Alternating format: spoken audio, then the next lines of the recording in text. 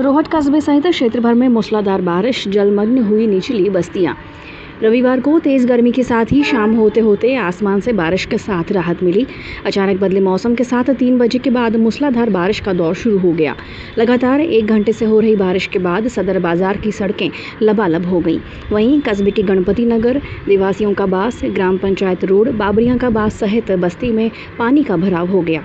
कस्बे के मुख्य गंदे नाले की साफ सफाई न होने एवं कच्चा नाला और पानी की निकासी न होने के कारण गत दिनों पहले की बारिश का पानी गणपति कॉलोनी में भरे पानी के साथ अब हुई बारिश के बाद लोगों का घरों से निकलना दुश्वार हो गया है। वहीं पिछले 1 घंटे से हो रही बारिश से किसानों के चेहरे पर खुशी की लहर दौड़ रही है। बुआई के बाद यह पहली अच्छी बारिश से फसल को फायदा होगा।